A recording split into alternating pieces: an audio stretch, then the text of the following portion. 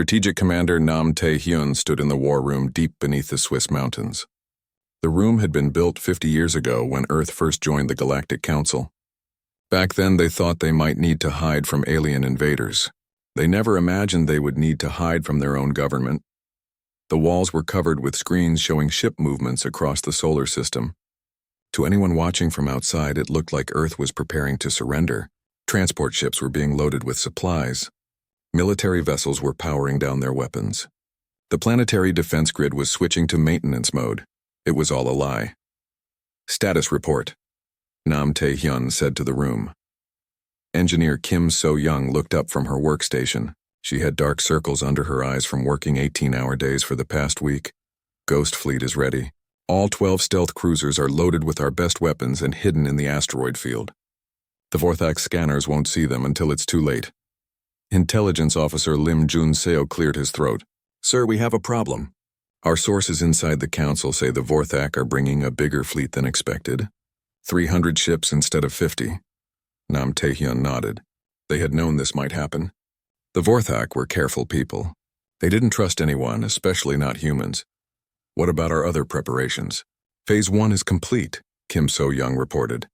"All essential personnel and their families have been moved to hidden bases in the outer system. The colonies on Europa and Titan are now fully military. Installations disguised as research stations." She pulled up another screen, showing cargo ships leaving Earth's orbit. "Phase 2 is ahead of schedule. We've moved our most advanced technology and weapons to secure locations. If Earth gets destroyed, we can still fight from the outer planets." "And Phase 3? Kim So-young smiled. "Admiral Bae Hyun-woo has positioned our real fleet perfectly. When the Vorthak arrive, they'll think they're facing old Earth defense ships and scared civilians. They have no idea what's waiting for them." Nam Tae-hyun walked to the main display screen. It showed the route the Vorthak fleet would take when they arrived in 3 days. They would come fast and confident, expecting to pick up their cargo and leave. "What about the civilians who stayed behind?" he asked. Lim Jun-seo answered. "Most of them don't know what's really happening. They think the government is trying to negotiate a better deal. The evacuation shelters are ready, but people believe they're just emergency preparations." It hurt Nam Tae-hyun's heart to lie to his own people. But if civilians knew the truth, some of them might panic. Others might try to contact friends and family on other worlds. The secret would get out and Earth would lose its only advantage. "Sir," Kim So-young said, "I have a question about the weapon platforms." "What about them?" "Dr. Yoon's team has been installing them for 2 weeks. Hidden in satellites, asteroid mining stations, even old space junk. But some of them are close to civilian areas. If we activate them all at once, collateral damage," Nam Tae-hyun finished. "I know. Dr. Yoon has calculated acceptable losses. Less than 10,000 civilians might be hurt when we activate the hidden weapons.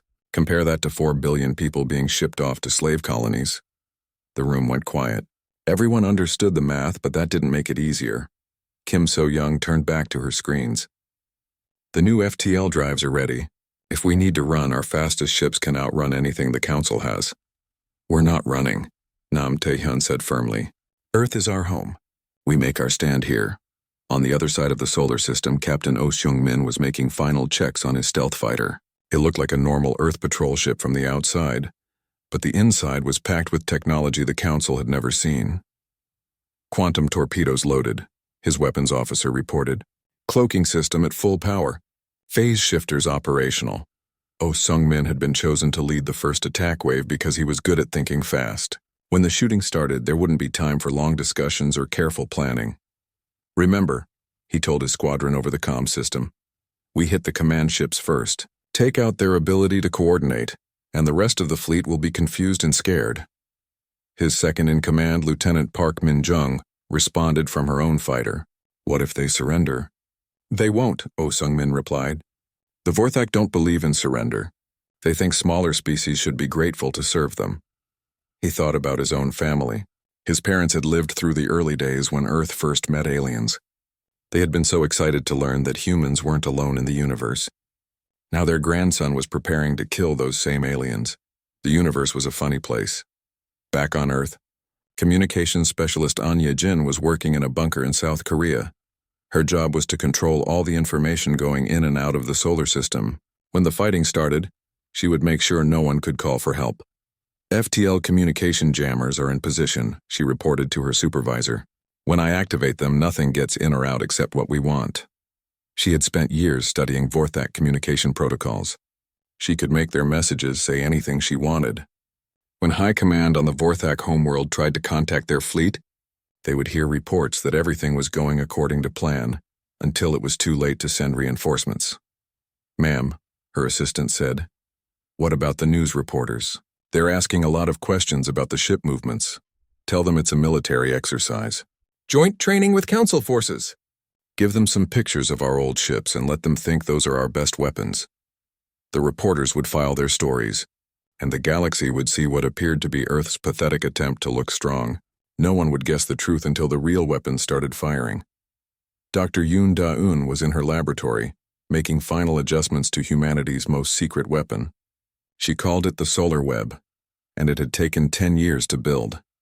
Hidden collectors throughout the inner solar system gathered energy from the sun. When connected, they could focus that power into a beam that could cut through a planet. The Vorthak would arrive expecting to face primitive human weapons. Instead, they would face the power of Earth's own star. "Final test complete," she reported to President Park. "The web is ready. How long do we have to charge it?" 6 hours for a ship-killing blast. 12 hours if we want to destroy their entire fleet at once. President Park considered this. What if they split up? Then we use it on their command ship and let our other weapons handle the rest. Dr. Yoon didn't mention that using the solar web would probably kill everyone on the collection stations. The energy feedback would fry every electronic system within 1,000 kilometers. But the volunteers on those stations knew the risks. They were all soldiers who had lost family to council policies over the years. They wanted revenge as much as anyone. High Commander Velthara of the Vorthak Empire stood on the bridge of her flagship, watching the stars streak past. Her fleet was making good time toward Earth. In 2 days they would arrive and collect their cargo. She had been fighting wars for 300 years, but this mission felt different. Usually she conquered worlds that fought back. Earth was just giving up and handing over their people. It felt too easy. "Commander," her navigation officer said, "we're receiving updates from our advanced scouts. Earth's military is powering down. Their defense satellites are going offline. It looks like they're really going to surrender without a fight." "Humans are smart," Velthara replied. "They know they can't win." But something bothered her. In her long career, she had learned to trust her instincts. And her instinct said something was wrong. "Double our forward scouts," she ordered, "and keep the fleet in tight formation." "I don't like surprises." Her lieutenant looked confused. "Commander, they're defenseless civilians. What kind of surprise could they have?" Velthara looked at the tactical display showing Earth's solar system. She had fought humans before in small battles on the edge of council space. They were clever and stubborn. Even when they lost, they made it hurt. "I don't know," she admitted, "but something doesn't feel right." She was more correct than she knew. In 36 hours, she would discover just how dangerous a cornered human could be.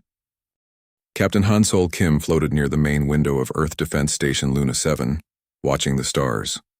His coffee had gone cold hours ago, but he didn't care. Something was coming through the deep space channels, and he could feel it in his bones.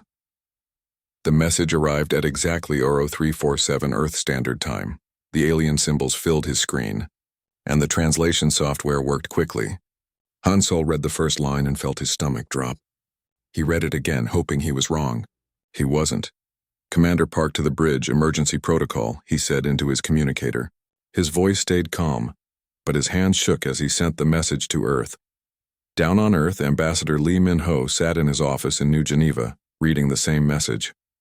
50 years of diplomatic training couldn't prepare him for this. The Galactic Council had made their decision. Earth had 30 days. The Vorthak Empire wanted workers. Lots of workers. They had found new mining worlds in the Outer Rim, and they needed bodies to work in the tunnels. The Council had decided that Earth would provide these workers. 80% of Earth's population would be shipped to the mining colonies within 1 month. Lee Min-ho stood up and walked to his window. Outside, people went about their normal lives. Children played in the park. Adults hurried to work. None of them knew that their world had just changed forever. He picked up his secure phone and called President Park Ji-woo. "Mr. President, we have a problem. President Park was in her morning meeting when the call came. She looked around the table at her advisors and saw their faces change as she spoke. "How long do we have?" she asked. 30 days, Lee Minho replied. "And if we refuse?" The message was clear. "They call it administrative correction. They will send a fleet to enforce compliance." President Park ended the call and looked at her team. Defense Minister Choi Hee-jin was already pulling up military reports on her tablet. Foreign Secretary Bae Sung-ho was checking communication channels with their few allies in the galaxy. "Options?" President Park asked. "We could try to negotiate," Bae Sung-ho said. "Maybe reduce the number they want. Maybe volunteer our criminals and prisoners first?" Choi Hye-jin shook her head. "The Vorthak don't negotiate. Everyone knows that. They take what they want." "What about our allies?" President Park asked. "What allies?" Choi Hee-jin replied bitterly. "We've been junior members of the council for 50 years. We can't vote on anything important. We can't build certain weapons. We can't expand beyond our system without permission, and now we know why. We were never allies. We were always just future slaves." The room went quiet. Everyone knew she was right. "Get me Dr. Yoon Da-eun," President Park said, "and clear my afternoon. We need to discuss some classified projects." Dr. Yoon Da-eun arrived 2 hours later. She was a small woman with tired eyes and hands that always seemed to be moving. She had been working in Earth's most secret laboratories for the past 15 years. "Doctor, I need to know what we really have," President Park said. "Not what we report to the council. What we really have." Dr. Yoon smiled for the first time in months. "I was wondering when you would ask." She activated a holographic display in the center of the room. Images of ships and weapons appeared in the air. "The council thinks we're still using fusion drives and basic laser weapons," she said. "They're wrong." The first image showed a sleek black ship unlike anything in the official Earth fleet. Ghost-class stealth cruiser. "We have 12 of them hidden in the asteroid belt. They can travel faster than anything the council has, and their weapons can punch through any known shield." The next image showed a massive space station, Project Deep Strike, hidden on the dark side of Pluto. "It's a weapons research facility and shipyard. We've been building there for 10 years. More images followed. Weapons that could phase through solid matter. Shields that could bend light around entire ships. Engines that could jump across the galaxy in minutes instead of days. "How many people know about this?" President Park asked. "Maybe 50, counting everyone in this room," Dr. Yoon replied. "We've been very careful." Defense Minister Choi Hye-jin leaned forward. "Can we fight them?" "The Vorthak?"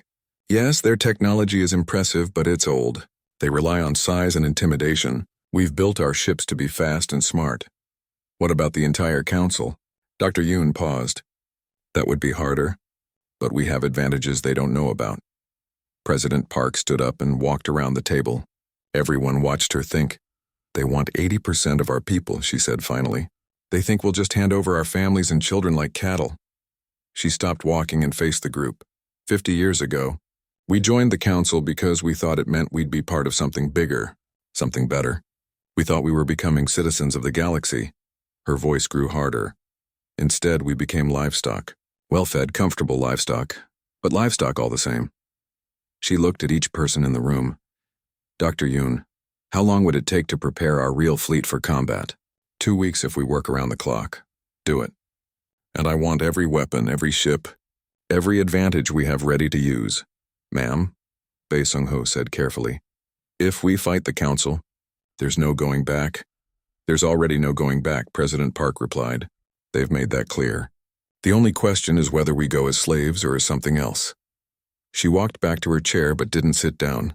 "Contact Strategic Command. Tell them we're implementing Ghost Protocol.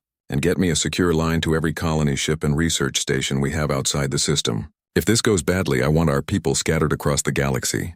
Choi Hye-jin nodded. "What do we tell the public?" "Nothing yet.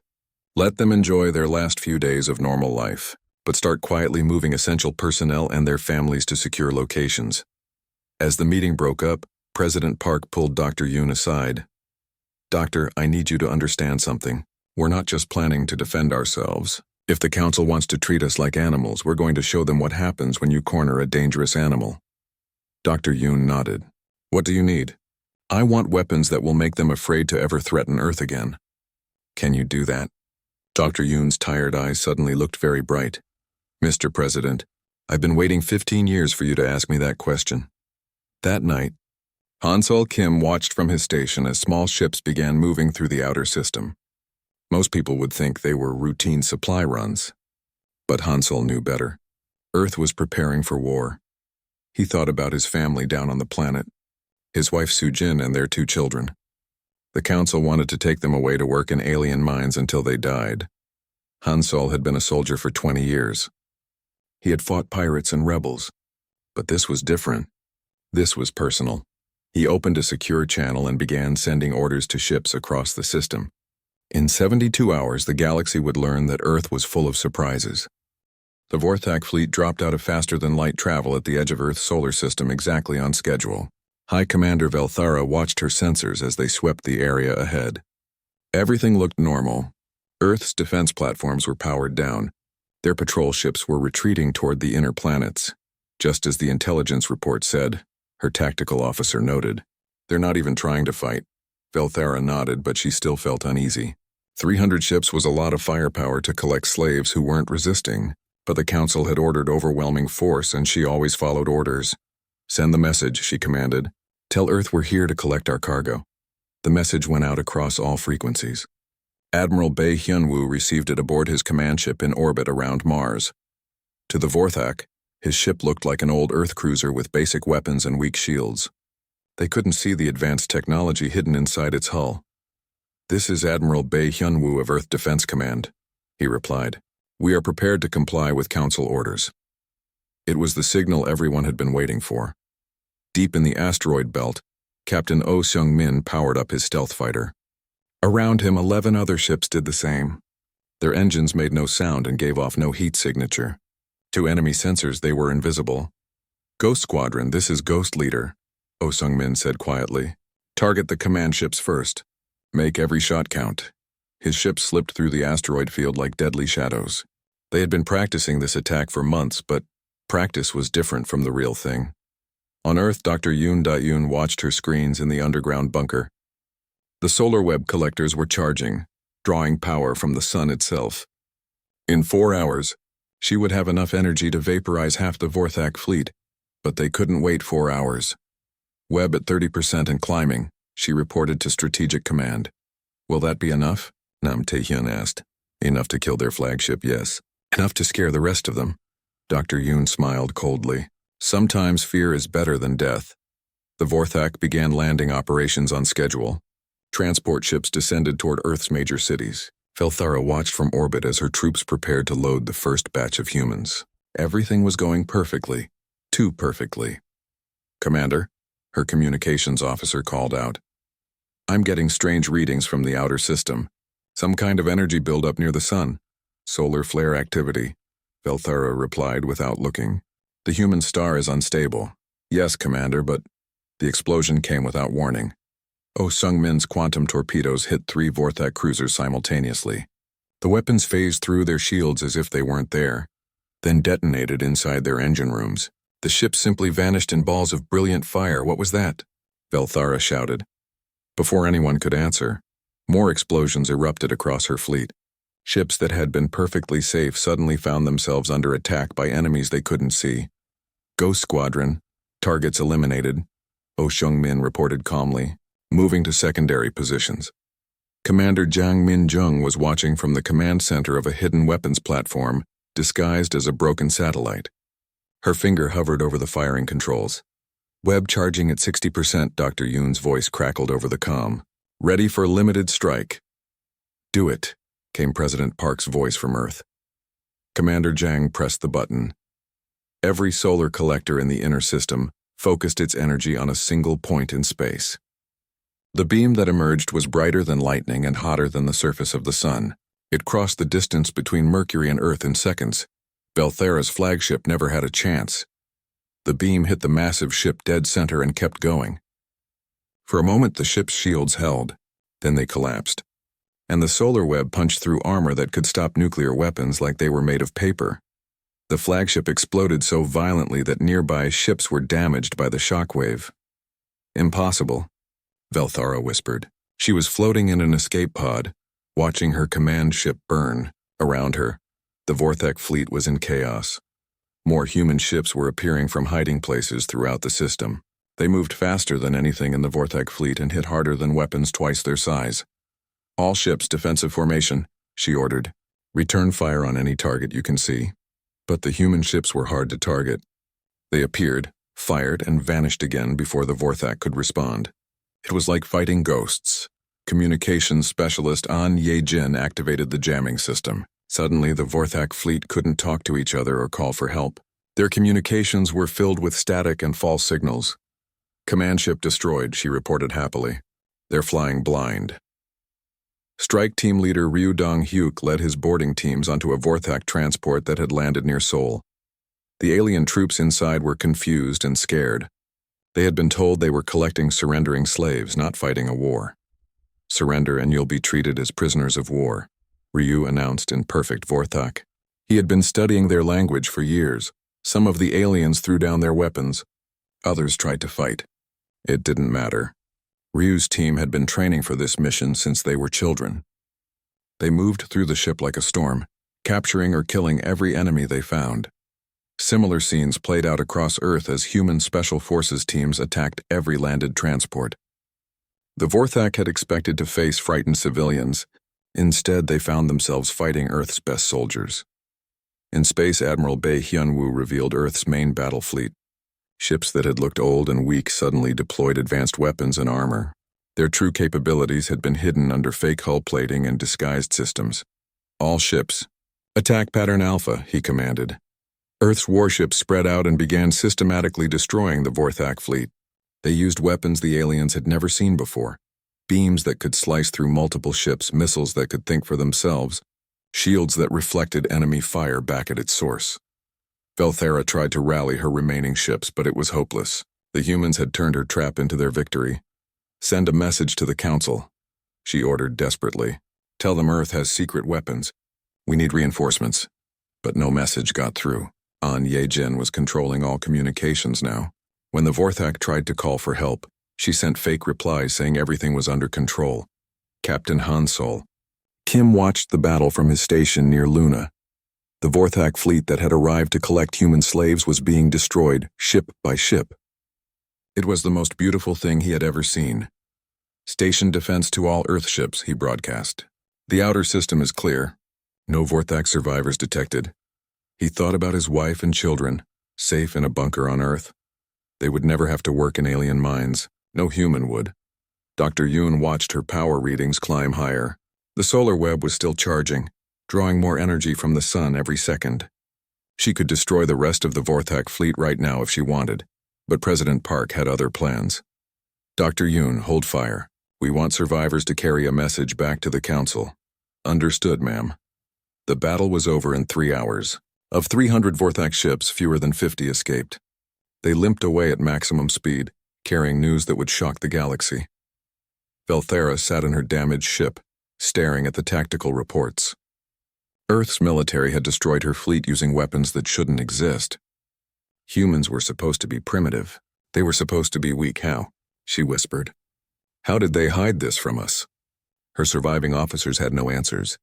They had seen human ships appear and disappear at will. They had watched weapons that could punch through any known shield. They had faced an enemy that fought like they had been planning this battle for decades. Because they had. "Commander," her navigation officer said quietly. "What do we tell the Council?" Velthera looked at the wreckage floating around Earth's system. Somewhere in that debris were thousands of her soldiers and crews. They had died because the Council had underestimated humans. "We tell them the truth," she said. "Earth isn't defenseless. They never were."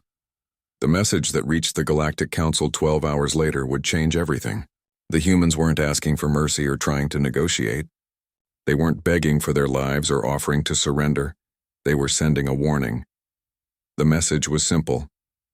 Earth is no longer accepting Council authority. Any attempt to enforce compliance will be met with overwhelming force. This is your only warning. President Park recorded the message herself, sitting in her office with the lights of burning Vorthak ships visible through her window. The galaxy would never be the same. The emergency session of the Galactic Council began at dawn on the capital world of Nexus Prime. Council Supreme Chancellor Mordek stood before the assembled representatives of 500 species. his forearms spread wide in a gesture of authority. "Fellow council members," he began, "we face the greatest threat to galactic order in 10,000 years. The great hall buzzed with nervous whispers.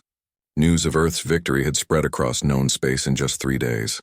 40 different species had sent urgent messages asking if the reports were true. The humans have committed an act of unprecedented rebellion," Mordek continued. "They destroyed a lawful enforcement fleet and declared independence from council authority." Representative Cathara of the Zelonian Republic raised her tentacled arm. "Supreme Chancellor, perhaps we should consider why they rebelled. The Vorthak demand was rather extreme. The council voted," Mordek replied coldly. "The decision was made according to law. Junior species do not get to pick and choose which laws they follow." But even as he spoke, Mordek knew the situation was more complicated than that. Hidden in his private files were intelligence reports that painted a disturbing picture. Earth's technology was far more advanced than anyone had suspected. On Earth, Fleet Admiral Shin Woo-jin was reading similar intelligence reports in his office aboard the orbital command station. His analysis teams had been studying captured Vorthak equipment for 72 hours straight.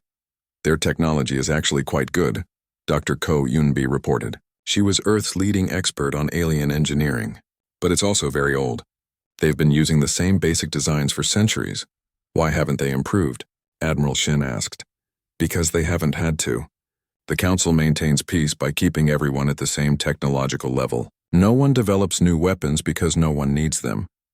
Dr. Ko pulled up a holographic display showing Council fleet compositions. "Look at this. Every species uses similar engines, similar weapons, similar defenses. They've all been standardized by Council regulations." Admiral Shin understood immediately. "But Earth never followed those regulations." "Exactly. We've been developing in secret for 50 years while they stagnated." This gave Admiral Shin an idea. If the Council's technology was outdated, then their whole military might be vulnerable. "Dr. Ko, I want you to design something special, something that will make them understand they can't win a war against us." "What did you have in mind?" "A virus. Something that can shut down their ship's computer systems. If we can disable their entire fleet without killing anyone, maybe we can end this without a massive war." Dr. Ko smiled. "I like the way you think, Admiral." Meanwhile, across the galaxy, species that had been oppressed by the Council for centuries were having secret meetings. The Kethari had been slaves for 800 years. The Mollusk Collective had been banned from developing space travel. The silicon mines had been forced to serve as living computers for other species. Now they were talking to each other about something they had never dared discuss before. Revolution. Diplomatic operative Seo Ji-hoon received their first message while monitoring alien communication channels from a hidden base in the Kuiper Belt. "This is interesting," he told his team. "The Kethari want to meet." The message was coded, but Seo Ji-hoon had been studying alien languages and cultures for 20 years. He could read between the lines. The Kethari weren't asking for help with their rebellion. They were offering to help with Earth's. "Should we respond?" his assistant asked, very carefully. "If this is a trap, Earth could be facing the entire galaxy instead of just the Council. But if it wasn't a trap, Earth might not be fighting alone after all." Back in the Council chambers, Supreme Chancellor Mordek was presenting his military options to the Assembly. "We have 3 possible responses," he announced. "First, we could offer negotiations and try to bring Earth back into compliance peacefully." Several representatives shifted uncomfortably. Everyone knew that wasn't going to work. "Second, we could impose economic sanctions and hope Earth surrenders when they can't trade with other worlds." Representative Vextar of the Mining Guild spoke up. "Chancellor, Earth doesn't need to trade with us. They have everything they need in their own system." "Which brings us to the third option," Mordek said grimly. "Military action. We assemble the largest fleet in Council history and end this rebellion by force." The hall erupted in arguments. Some species wanted to negotiate. Others called for immediate military action. A few suggested that maybe Earth had a point about Council policies being too harsh. Mordek listened to the chaos and made his decision. The Council had ruled the galaxy for 10 millennia. They weren't going to let one upstart species destroy everything they had built. "The vote will be held tomorrow," he announced. "All in favor of military action, all opposed." Majority rules, he already knew the result. Most Council species were afraid of change. They would vote for war rather than admit their system might be wrong. Admiral Shin received word of the Council's decision 6 hours before the official announcement. Earth's spy network was better than most people realized. How long do we have? President Park asked during their emergency conference. Maybe 2 months, Admiral Shin replied. They'll need time to assemble their fleets from across the galaxy. Is that enough time for us to be ready? For what we're planning, yes. Admiral Shin activated a star map showing the local region of space. Red dots marked Council worlds and military bases within 50 light-years of Earth. We're not going to wait for them to attack us, he explained.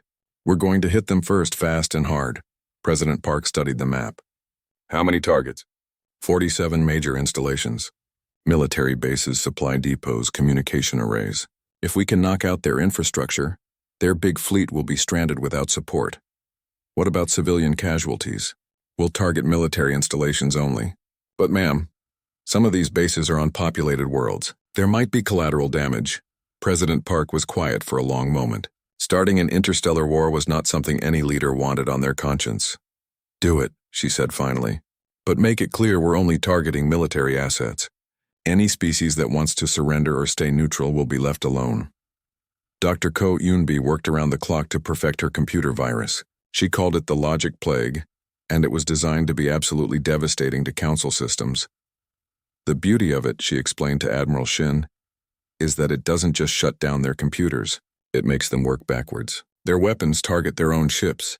Their navigation systems send them in the wrong direction. Their communications broadcast their own tactical plans to us. How do we deliver it? Nanoscale transmitters. We load them into our missiles and torpedoes. When they explode near enemy ships, the nanobots spread through their hulls and infect their computer networks. Dr. Ko demonstrated on a captured Vorthak fighter. Within minutes, the ship's systems were completely under her control. It's almost too easy, she admitted. Their security is terrible, because they never expected anyone to attack them like this. 3 days later, strike team leader Ryu Dong-hyuk led the first raid on a Council military base. The target was a supply depot on the edge of Vorthak space, lightly defended and full of equipment the enemy would need for their war against Earth. His team used the new slip drive technology to appear in the target system without warning. The base's defenders had maybe 10 minutes to react before Ryu's ships were in weapons range. This is Strike Team Alpha to Council Base 447, Ryu broadcast. You are ordered to surrender immediately. Any attempt to resist will be met with overwhelming force. The base commander's reply was predictable. This is Commander Velkoth. You are in violation of Council space. Withdraw immediately or face destruction. Ryu sighed. Why did aliens always want to do things the hard way? Dr. Ko deployed the Logic Plague. The nanobots spread through the base's computer systems like wildfire. Within minutes, the station's defense weapons were targeting their own ships. The shields collapsed. The communication system began broadcasting the base's security codes to Ryu's fleet. Surrender now and you will be treated humanely, Ryu offered again. This time, the base commander was more reasonable. Similar raids happened across Council space over the next week. Earth's ships would appear without warning, disable the local defenses with the Logic Plague, and demand surrender. Most bases gave up without a fight once their own systems turned against them. The few that tried to resist were destroyed, quickly and efficiently. News of the attacks reached Nexus Prime, just as the Council was voting on war with Earth. Supreme Chancellor Mordek read the reports with growing horror. In 7 days, humans had crippled the Council's military infrastructure across 3 sectors of space. How many bases have we lost? He asked his military advisor. 31 confirmed destroyed or captured. 16 more have gone silent. And our fleet? Still assembling, but slowly. The humans have targeted our fuel depots and repair facilities. Our ships are running low on supplies. Mordek looked out the window of his office at the lights of the great city below. For 10,000 years, Nexus Prime had been the center of galactic civilization. Now it might become the center of the greatest war in history. Send a message to all member species, he ordered. Upon every soldier. The final battle for Nexus Prime began at dawn on a Tuesday. President Park Ji-woo stood on the bridge of the flagship Indomitable Spirit, watching the ancient capital world grow larger on the main screen. Around her ship, the combined Liberation fleet stretched across space like a metal constellation. It wasn't just human ships anymore. The Cathari had brought their stealth cruisers. The Silicon Mines had contributed their logic warfare specialists. Even the peaceful mollusk collective had sent hospital ships to care for the wounded. 43 different species had joined the rebellion against Council authority. Long-range sensors detect the Council Defense Fleet, reported Navigation Officer Kim Tae-min. They're in standard defensive formation around the planet. President Park studied the tactical display. 2,000 Council ships against her force of 800. On paper, the Council still had the advantage. But this war had never been about numbers. Dr. Ko, are the probability engines ready? Dr. Ko Yunbi looked up from her science station, where she was monitoring humanity's most advanced weapon system. The probability engines could calculate quantum possibilities faster than any computer in the galaxy, then manipulate reality to make favorable outcomes more likely. All systems operational, ma'am. Reality is about to become very flexible. Supreme Chancellor Mordek watched the approaching fleet from his command bunker, deep beneath Nexus Prime's surface. He had ruled the galaxy for 3 centuries, and he had never seen anything like this. Ships that could appear and disappear at will, weapons that rewrote the laws of physics, enemies who treated warfare like a science experiment. Status report, he demanded. The human fleet has stopped just outside our defense perimeter, his military advisor replied. They're broadcasting on all frequencies. Put it through. President Park's voice filled the bunker. Supreme Chancellor Mordek, this is President Park Jiwoo of Earth. I'm calling to offer you one final chance to surrender. Mordek activated his own transmitter. President Park, you're in violation of every law of galactic civilization. Withdraw now and we might show mercy. I'm afraid you don't understand the situation, Chancellor. We're not here to negotiate. We're here to end your government and establish something better. Impossible. The Council has ruled for 10,000 years. We have the largest fleet in galactic history. Yes, President Park replied calmly. You do. Dr. Ko, would you care to demonstrate? The demonstration was brief but spectacular. Dr. Ko activated the probability engines and reality bent around the human fleet. Suddenly, half the Council ships found themselves firing on each other instead of the Liberation Fleet. Their targeting systems had been convinced that friendly ships were actually enemies. What's happening? Mordek shouted as his fleet destroyed itself. Quantum manipulation, President Park explained. We're changing the probability of certain outcomes. For example, we just made it much more likely that your weapons would malfunction. Captain Han Sol Kim led the first wave of the actual assault. His stealth fighters slipped through the chaos of the Council's confused fleet like ghosts. The enemy ships were too busy shooting at each other to notice the real threat. Ghost Squadron to all ships, he reported. Defense perimeter breached. Beginning planetary assault. The Ketheri had been waiting for this moment for 800 years. Their ships dove toward Nexus Prime like avenging angels, their weapons targeting the government buildings that had oppressed them for centuries. But President Park had been specific about the rules of engagement. Military targets only, she broadcast. We're here to end a government, not massacre civilians. It was a level of mercy the Council had never shown to anyone else. Admiral Bae Hyun-woo coordinated the space battle from his command ship. The Council fleet was impressive, but they had been caught completely off guard by the probability engines. Ships that should have been able to hit their targets kept missing. Shields that should have protected them kept failing at exactly the wrong moment. It's like we're fighting the universe itself, one captured Council officer would later say. In a way, that was exactly what was happening. Dr. Yoon Da-yoon had brought the solar web generators to Nexus Prime system. The artificial star she created in space was visible from the planet's surface, a second sun that pulsed with barely contained energy. Web at full power, she reported. I can glass the entire planet if necessary. That won't be necessary, President Park replied. We're not conquerors. We're liberators. The distinction was important to her. Earth's goal wasn't to replace the Council with another oppressive empire. They wanted to create something better. Strike Team leader Ryu Dong-hyuk led the ground assault on the Council's Central Command Complex. His teams moved through the building like shadows, their advanced equipment making them nearly unstoppable. They found Chancellor Mordek in his emergency bunker, surrounded by his remaining guards and advisors. The alien leader looked older than his 300 years, worn down by the stress of watching his civilization collapse in just 2 months. Chancellor Mordek, Ryu said politely, you are under arrest for crimes against sapient species. On whose authority? Mordek demanded. On the authority of every species you've oppressed for the past 10,000 years. The battle for Nexus Prime lasted 18 hours. When it was over, the Council's fleet was destroyed or scattered, and their government had surrendered unconditionally. But the victory came at a cost. Captain Han Sol Kim died when his fighter was caught in the explosion of a Council dreadnought. He had been trying to rescue the crew of a damaged Cathari ship when the enemy vessel's reactor overloaded.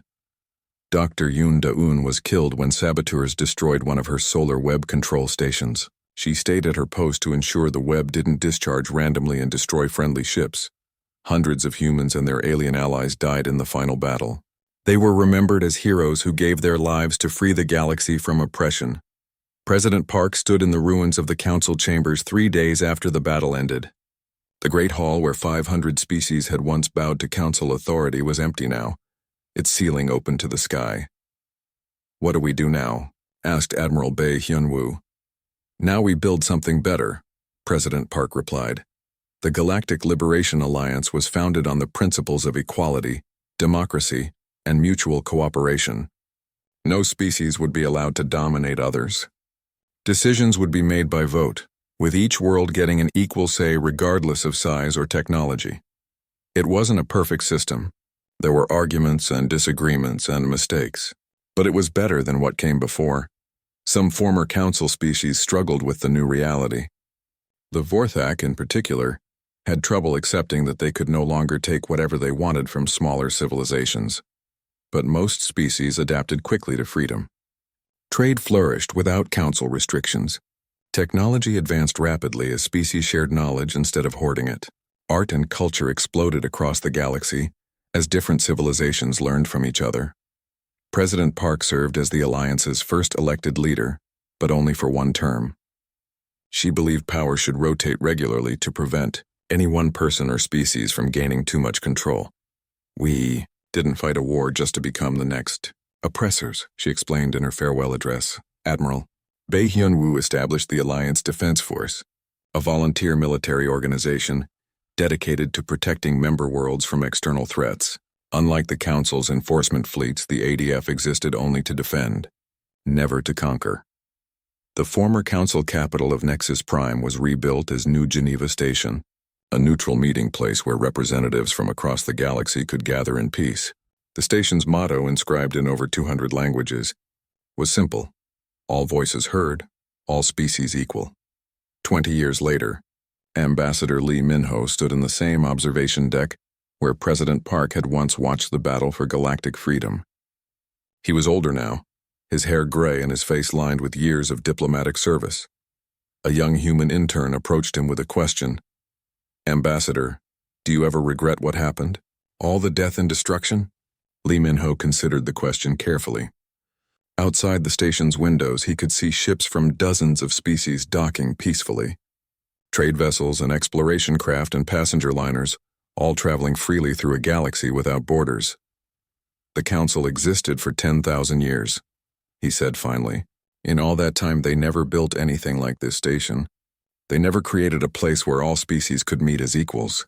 He gestured toward the ships outside. "Every one of those vessels carries people who are free to travel where they want, trade with whom they choose, and live as they see fit. Their children will grow up in a galaxy where cooperation matters more than conquest." The intern nodded thoughtfully. "The Council never expected Earth to retaliate," Lee Min-ho continued. "They thought we would simply accept our fate. But humans have never been very good at accepting injustice," he smiled, remembering President Park's words from so long ago. "Sometimes when you corner a dangerous animal, you discover just how dangerous it really is." In the station's central plaza, children from 40 different species played together under an artificial sky. They spoke a dozen languages and had skin colors ranging from pale pink to deep blue to crystalline silver.